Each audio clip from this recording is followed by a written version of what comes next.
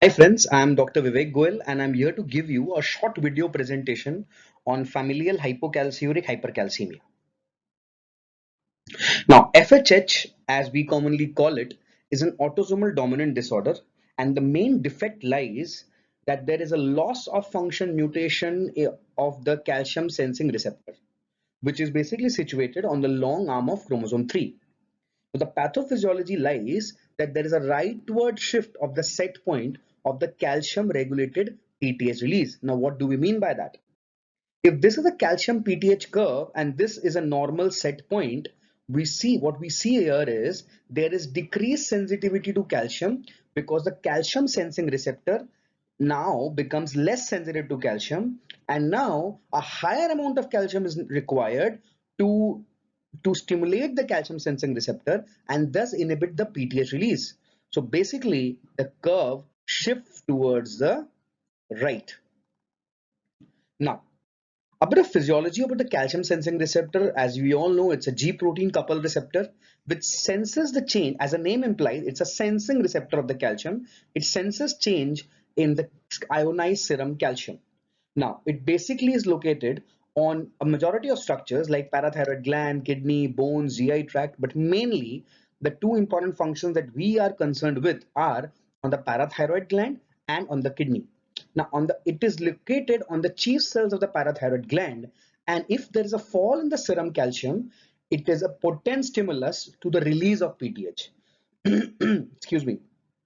Also, it is located on the basolateral aspect of the thick ascending loop of Henle. And how does it act? We can understand through this schematic diagram.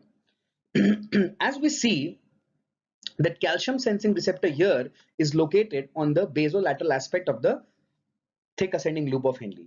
Now, before that, the basic physiology as to how is calcium reabsorbed in the loop of Henle, it's very essential to understand that. Now, what happens here is this is the sodium potassium 2 chloride, that is the loop diuretic sensitive sodium potassium 2 chloride channel on the luminal aspect of the thick ascending loop of Henle, through which the sodium and potassium enter in and chloride also gets in. Now, what happens is this channel creates a potential difference across the membrane with the help of which calcium and magnesium enter passively through the paracellular route through calcium channels claudin 16 and claudin 19. Now, if there is a loss of function mutation of the calcium sensing receptor, what will happen is it will not now be stimulated by calcium. If it does not get stimulated by calcium, it will not sense whether the calcium is enough in my body, and it will not suppress the PTH. And what shall happen is the calcium shall continue to be reabsorbed by the kidney despite having a high or a normal calcium in the blood. And what will result is there will be less of calcium in the urine and there shall be more of calcium in the blood. Hence the name hypocalciuric hypercalcemia.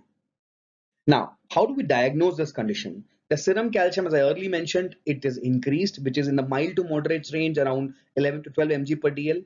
The PTH, on the other hand, is normal or slightly elevated. It is not very much elevated as compared to primary hyperparathyroidism. Now, but as the most clinching point being there is hypocalciuria, so the 24-hour urinary calcium is below 200 mg per day, which is in sharp contrast to primary hyperparathyroidism where there is hypercalciuria also. So we can easily differentiate between primary hyperparathyroidism and FHH by measuring urinary calcium. The fractional excretion of calcium also is less than 1%. The phosphate is decreased because the PTH is slightly elevated, which causes phosphaturia, while vitamin D and BMD is absolutely normal. It is a bit of it is difficult to treat because there is very limited role of surgery, and some studies say that cinacalcet, which is a calcimimetic, an agonist of the calcium sensing receptor, may also work. Thank you very much. These are my details. If you want, you can definitely contact me. Thank you very much.